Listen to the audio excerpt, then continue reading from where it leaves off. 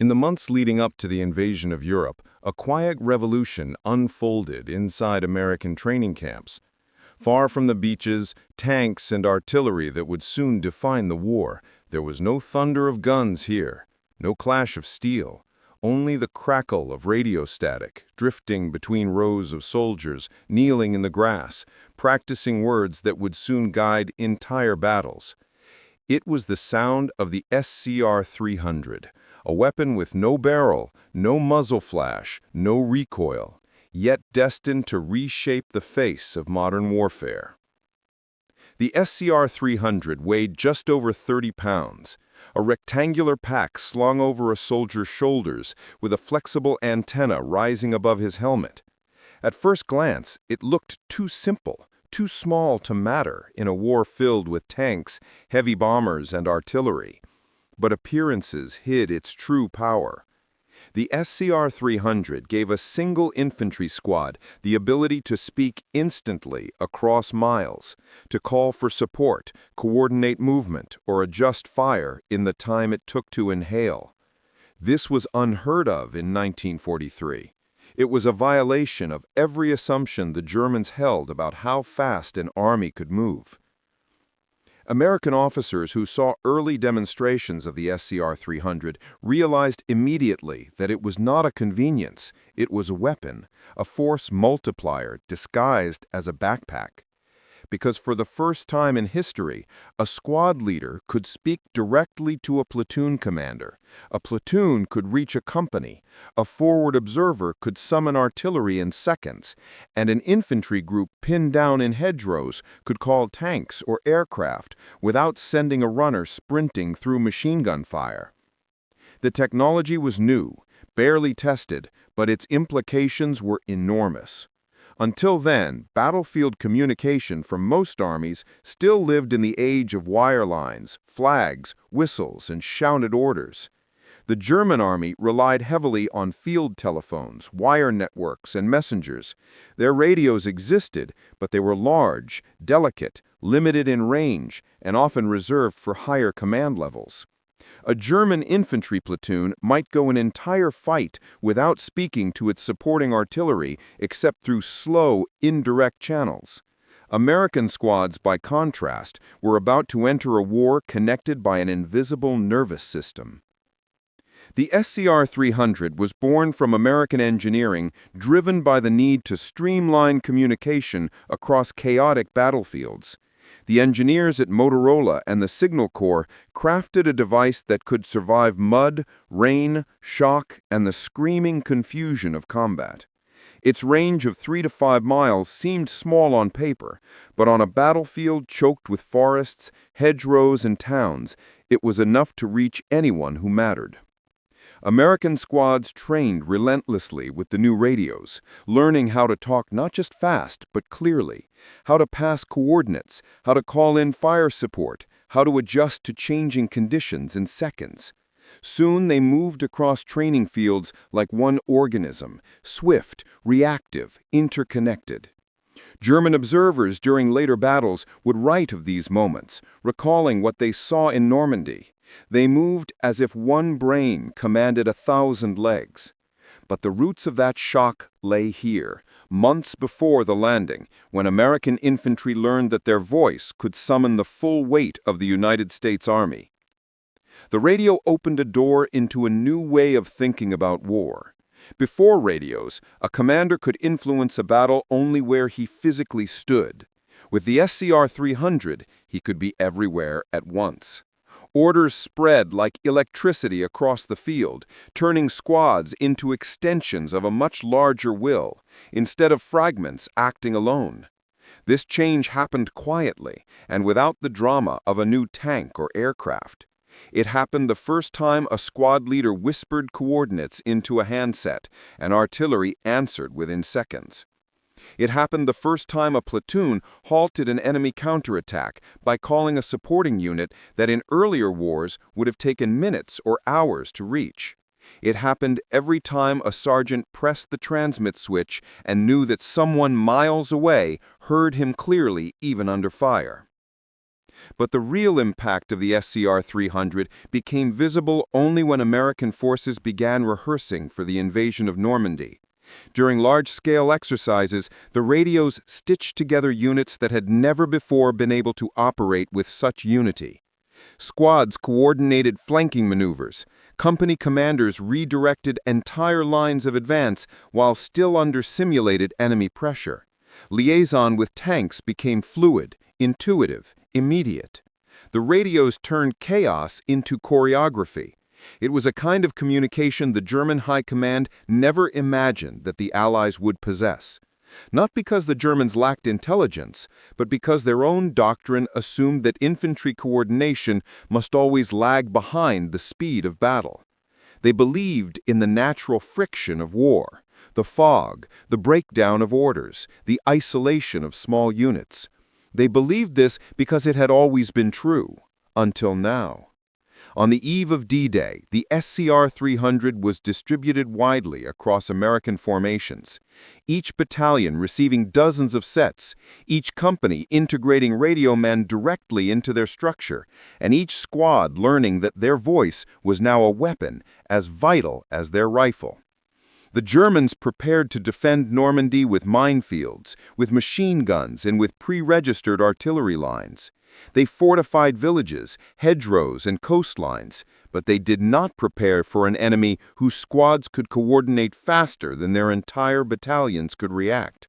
They expected courage, they expected determination, they expected the overwhelming material power of the United States, but they did not expect that the Americans would fight as a single, interconnected organism capable of adjusting with stunning speed.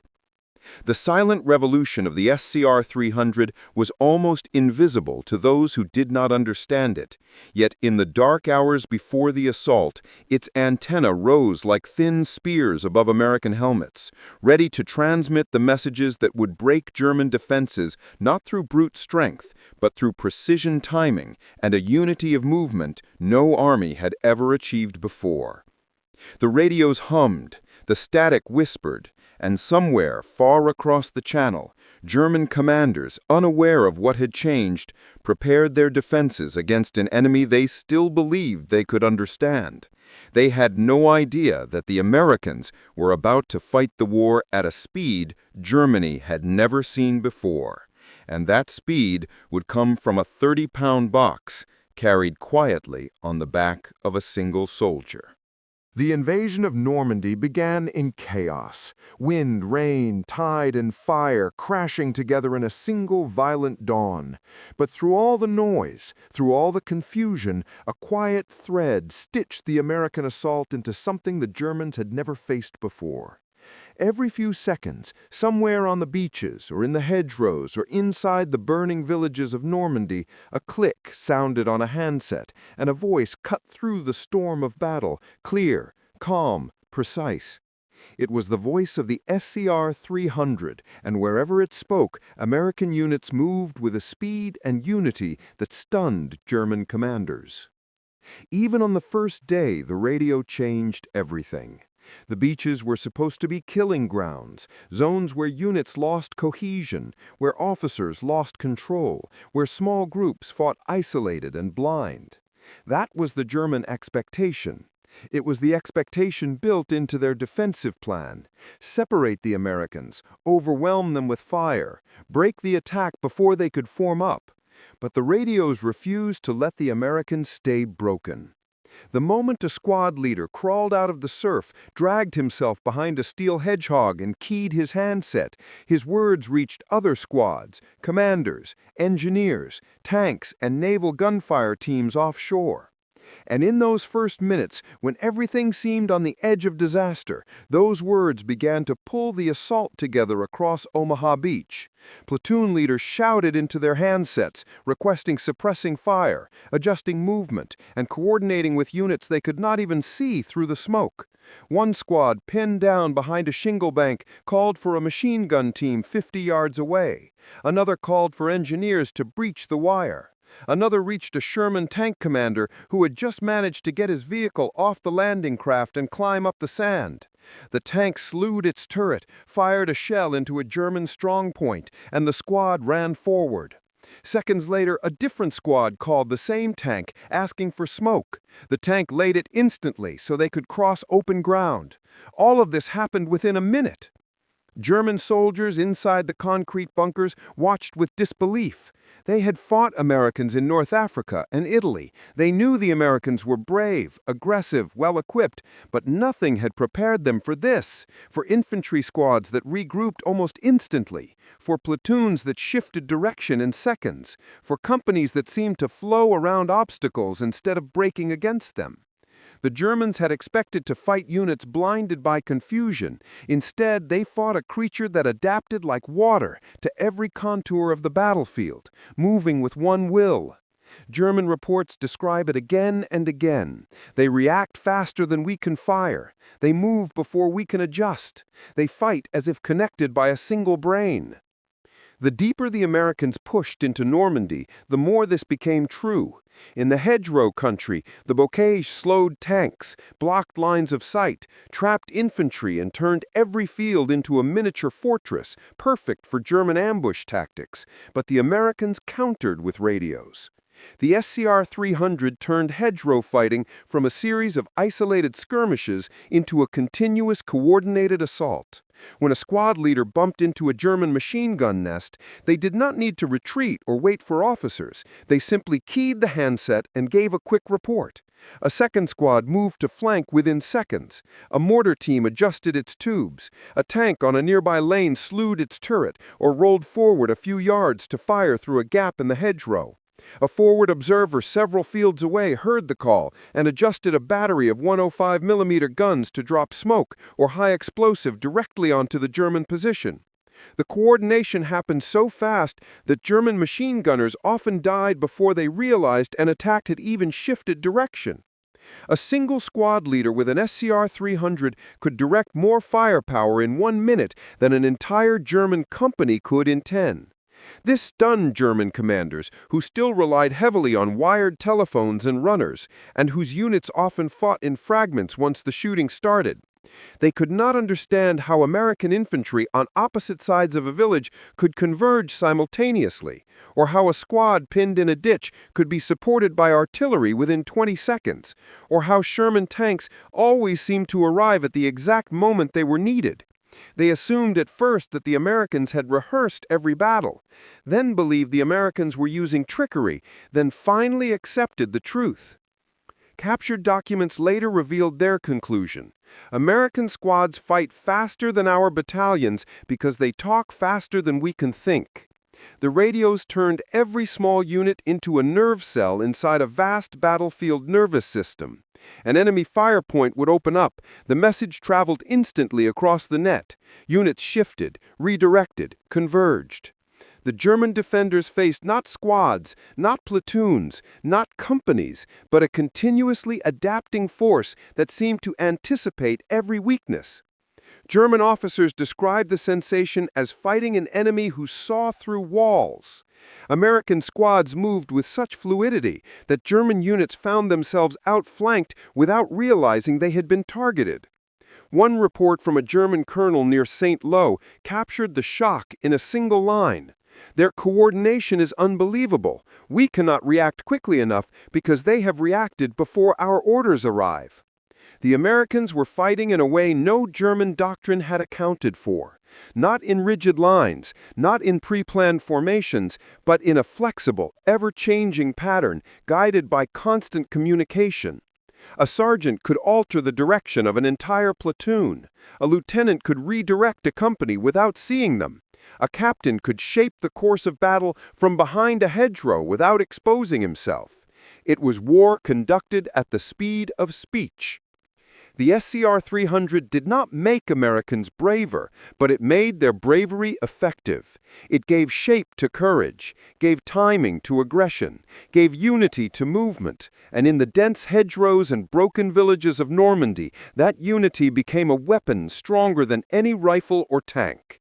German commanders would learn this lesson again and again as the campaign continued, but in the first days after D-Day, they had already understood its essence. The Americans were not winning because they had more men or more tanks. They were winning because they fought as one organism. And every breath, every step, every shot was guided by voices moving along the airwaves at the speed of command. One radio, one squad, one mind. The bocage of Normandy was supposed to slow the Americans to a crawl. Ancient hedgerows carved the countryside into thousands of tiny fields, each bordered by earthen walls thick with roots, shrubs, and tangled branches. German doctrine viewed this terrain as perfect defensive ground. Infantry could hide anywhere, machine guns could ambush at point-blank range, and tanks found themselves trapped in narrow sunken lanes, unable to see more than a few yards ahead. The Germans believed this terrain would equalize everything, that American numbers, tanks, and firepower would matter little inside this maze. But what the Germans did not understand was that American firepower was no longer something that had to be moved into place physically. It could be summoned instantly, simply by a voice carried through the SCR-300. The radio turned the hedgerow labyrinth into a coordinated battlefield where fire and steel moved as fast as the man with the handset could speak, and where a single infantry squad could unleash the full might of combined arms in seconds. In the early days after D-Day, the first German units to face this new reality were stunned. They expected to face a single squad when they opened fire. Instead, within 15 seconds, a mortar round crashed into their position. Within 30 seconds, a Sherman tank appeared on their flank, guided by a short radio call. Within 45 seconds, artillery shells began landing on every corner of the hedgerow that concealed them, and within a minute, an entire platoon was shifting around their position. The Germans had never fought an army that responded this quickly, because no army had ever been able to coordinate with such speed before. The SCR-300 gave the Americans a new kind of dominance, one where information moved faster than bullets, one where a shout into a handset could bring the sky, earth, and armor down onto a target. The most dramatic example of this new power was artillery coordination. Before Normandy, artillery was powerful but slow. Adjustments took minutes, and in fast-moving battle conditions, such delays meant missed opportunities or friendly fire risks. But with the SCR-300, forward observers were able to speak directly to gun batteries with clear signal reception. They were no longer waiting behind headquarters maps. They were in the hedgerows, on the front line, eyes on target. A forward observer could drop a set of coordinates into the radio. The battery, miles behind the lines, would receive the grid, calculate the firing solution, and send the first ranging round within 20 seconds. Then the observer would speak again, adjust 50 left, fire, adjust 20 short, fire on target, battery, fire for effect. Seconds later, entire German positions vanished under shells that hammered the earth, turning hedgerows into churned mud and collapsed bunkers into splintered wood. The speed changed everything. German units, once adept at shifting quickly between cover, now found that the moment they revealed their position, they were destroyed before they could relocate. American infantry squads took advantage of this relentlessly. And it was not only artillery. The SCR-300 connected infantry directly to armor, something the Germans rarely achieved at the same level. A squad pinned down by a machine gun nest did not have to wait for company orders. They could radio directly to a nearby Sherman tank in the next field, often only 100 yards away. The tank commander, hearing the request, would push through the hedgerow or fire through a gap in the leaves, laying high explosive shells straight onto the German gun position. American infantry advanced again, flanking the position in perfect timing with the supporting fire. German soldiers hiding behind hedgerows were shocked at how quickly armor appeared. They believed tanks could not maneuver in the bocage. Yet with radios guiding them, tanks no longer stumbled blindly. They were led like hunting dogs toward precise targets. The SCR-300 also allowed infantry to communicate with mortars with an ease no army had ever achieved. Mortar teams usually operated far behind squads, but now their fire came as quickly as artillery, within moments of a call. And because the mortars were close, the rounds landed with astonishing speed. If a German machine gun or sniper revealed himself, the spotter called for a 3-round burst, the mortars answered, and the threat disappeared under exploding steel. Even more shocking for German troops was the arrival of American air power, summoned not by generals but by men on the ground. The SCR-300 allowed forward air controllers to guide fighter bombers like the P-47 Thunderbolt into close support roles. A squad stuck in a hedgerow could request an airstrike, and within minutes the scream of a diving Thunderbolt echoed through the fields, its bombs obliterating German strongpoints. German soldiers had no equivalent capability. Their infantry could not talk to their own armor without cumbersome wire telephone lines, and no infantrymen could talk directly to the Luftwaffe. Only battalion-level officers could request air support, and even then it took hours. What the Americans did in 60 seconds often took German units half a day. While German units were still deciding how to counterattack, American squads had already reshaped the battlefield several times. The speed stunned German officers captured after the battle. One wrote in his post-combat interrogation, "The American infantryman does not wait, he does not hesitate. He brings fire upon us so quickly that we have no time to react." Another reported, "They use their radios as weapons. Every shot has a direction, every movement a purpose. Everything is coordinated before we understand what is happening." By July, German commanders began to realize that they were no longer fighting an army in the traditional sense. They were fighting a network, a connected system where infantry, armor, artillery, and aircraft behaved like limbs controlled by a single brain. Field reports repeatedly described the effect as overwhelming and incomprehensible. One German general wrote, "American squads operate with the speed of entire battalions. They move faster than our commands travel across the field. When we order counterattack, they have already shifted. When we prepare fire, they are no longer there. When we dig in, their tanks arrive instantly." The frustration grew into fear. German soldiers described feeling hunted, unable to hide, unable to reposition without being instantly struck. They had always believed that the bocage would protect them, but the radio stripped away the protection of terrain, turning every hedgerow into a trap. The Americans controlled every inch of the battlefield not through sheer firepower, but through the coordination that unleashed that firepower at will. The SCR-300 was the heart of this control, the center of a new tactical universe where squads no longer fought alone, where every voice on the radio could bend the battlefield to its will, and where the United States Army, for the first time in history, became a single cohesive organism capable of striking with terrifying precision. In the final hours of many battles, German survivors whispered the same realization. The Americans do not fight faster than us, they think faster than us. And in a war defined by speed of action, speed of reaction, and speed of adaptation, that difference was fatal. For the German army, the Normandy campaign began with confidence.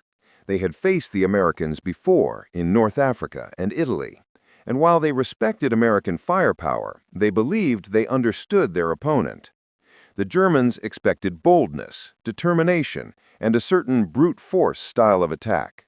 But they also expected something else, something they had come to rely on in every battle. They expected friction, confusion, disorder, the natural slowdowns of war. They expected to break American momentum by cutting telephone wires, by killing officers, by isolating squads inside the hedgerows. But Normandy delivered a shock. The German High Command did not foresee. The Americans were not fighting like the enemy they remembered. They were fighting like something entirely new. German soldiers quickly noticed the difference. The first engagements were small encounters along narrow hedgerows at dawn. A German machine gun opened fire. The Americans dove for cover. This was familiar. But then something unfamiliar happened. Before the Germans could relocate, before they could shift fire, before the commander could give orders, artillery shells began crashing into their position. The ground erupted, the hedgerow behind them shook, and a Sherman tank appeared so quickly it seemed impossible. This pattern repeated again and again. An engagement opened, and within seconds the Americans reacted. Not in minutes, not in the slow, rhythmic pace the Germans were used to, but instantly. Captured German machine gunners described the sensation as fighting an enemy you could not surprise, one who always knew where you were. The reason was simple, but hidden from German eyes.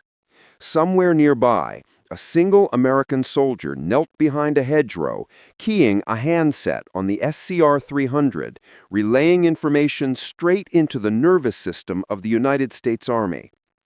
German units felt the effects long before they understood the cause. Reports flowed steadily into divisional headquarters across Normandy, and every day they grew more frantic. One particularly striking report, written by a major of the 352nd Infantry Division, read, "The enemy coordinates their infantry, tanks, artillery, and aircraft faster than we can process. Follow-up actions often occur before our first response." Translated into plain German, the Americans were moving too fast for the German command system to cope. The German army still relied on a mixture of shouted orders, runners, and wired telephones. Their radios were fewer, bulkier, and often limited to battalion or regimental leadership. When a German platoon ran into trouble, they could not simply summon help in seconds. They had to wait for communications to travel up and down the chain of command, and in Normandy, time was death.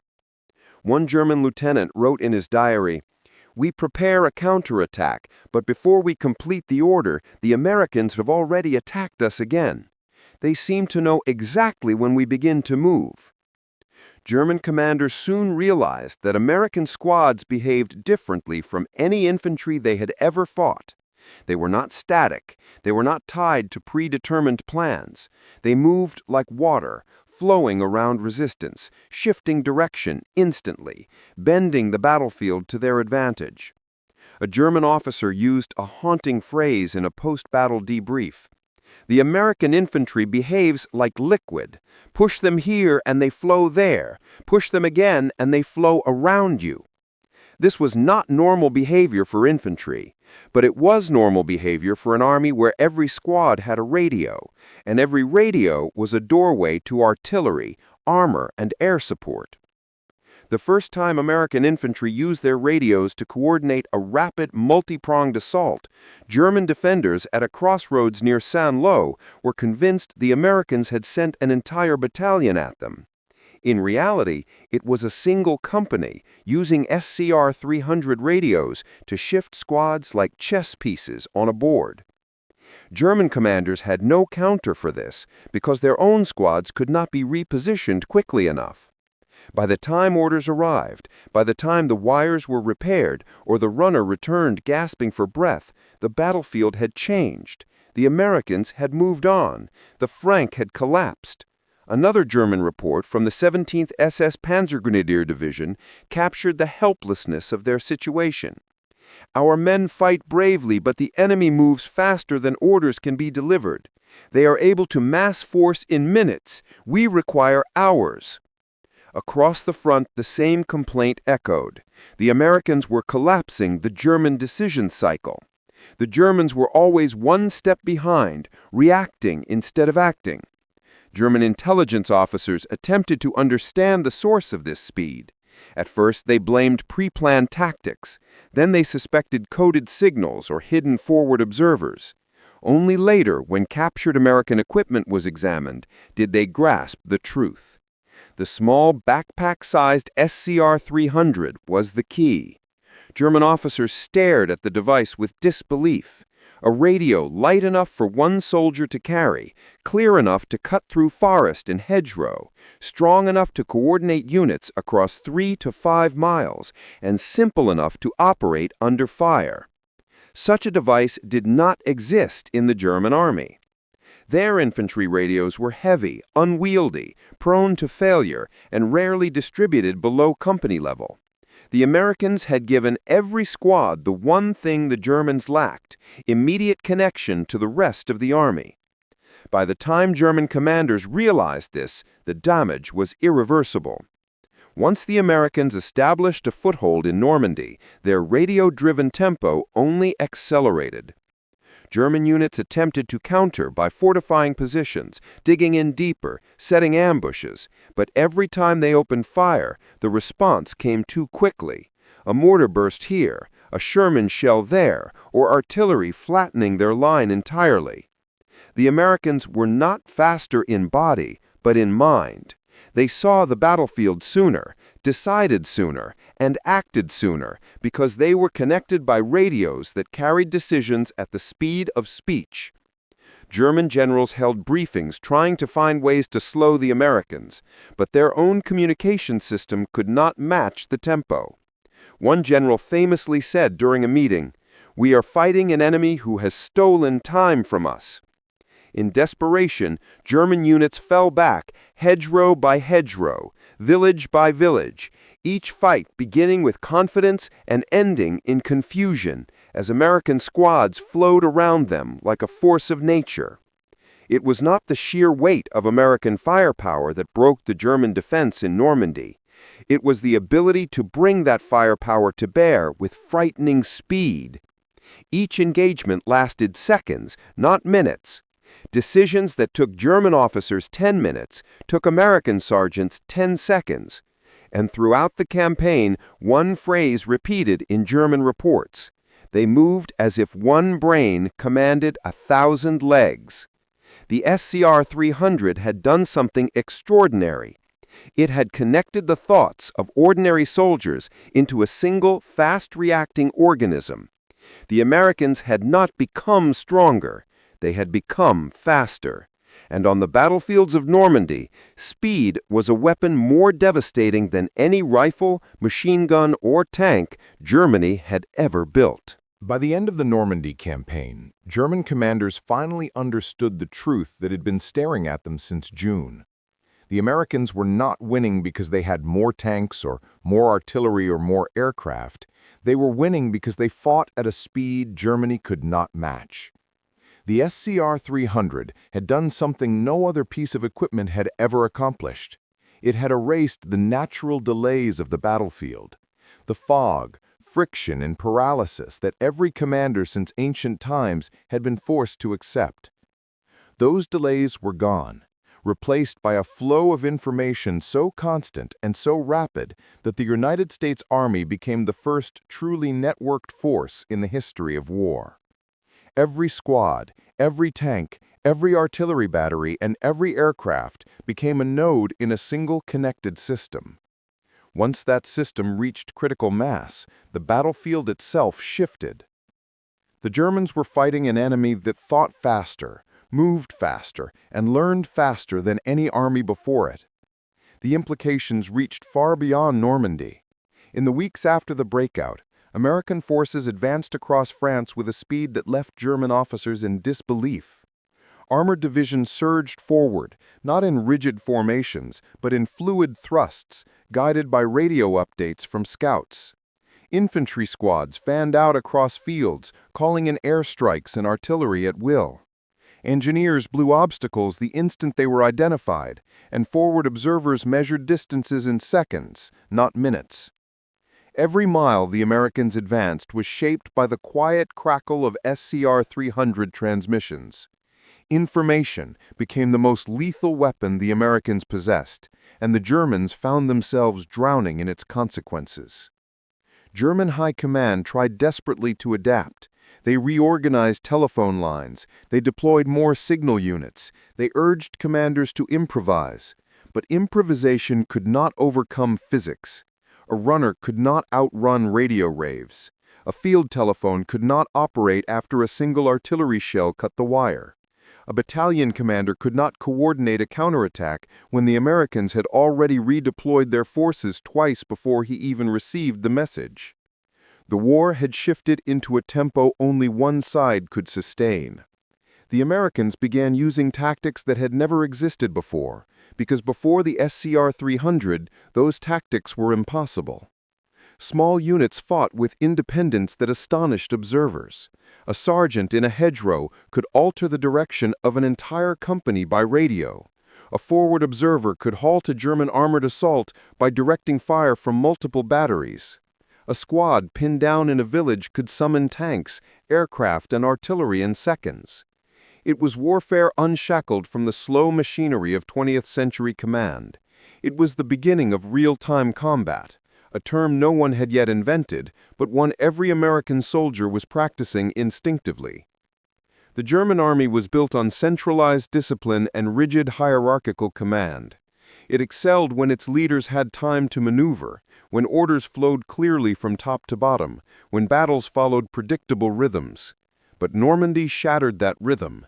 The Americans no longer fought according to a schedule or formation. They fought according to information. Whenever they learned something, they acted on it. Whenever something changed, they changed too. Whenever the enemy appeared, they reacted instantly. Because the SCR-300 had collapsed the distance between decision and action, by the time German commanders realized what was happening, they had already lost the ability to seize the initiative. The Americans had stolen it permanently. This transformation was not lost on military theorists. After the war, German generals studying their defeat consistently pointed to the same factor. American communication allowed units to function at speeds that made our reactions ineffective. They did not fight with greater strength, they fought with greater coordination. The Americans themselves understood it too. In later interviews, veterans described the SCR-300 not as a tool but as a lifeline, a way to weave the battlefield into something coherent. A rifle squad could move confidently, knowing that support was only seconds away. A tank commander could push aggressively because he knew infantry were listening. A forward observer could call down fire without waiting for permission because his voice traveled to the guns instantly. This trust created a unity no amount of training alone could replicate. The radio did not replace leadership, but it extended leadership across the entire battlefield, giving the army a single mind and countless limbs. As the war moved toward Germany, that unity became overwhelming. German officers recorded scenes of American assaults shifting direction with uncanny precision, American tanks arriving at perfect moments, and artillery falling exactly where needed, with no visible observers to guide it. For the first time in history, small units became architects of the battlefield instead of merely pawns. They made decisions, shaped tactics, and influenced battles because the SCR-300 carried their voice far beyond their immediate surroundings.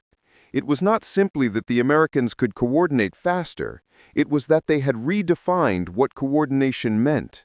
They no longer acted as scattered companies, but as a single interconnected organism.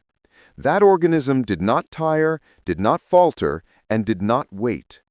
By the final months of the war, the impact of the SCR-300 was clear.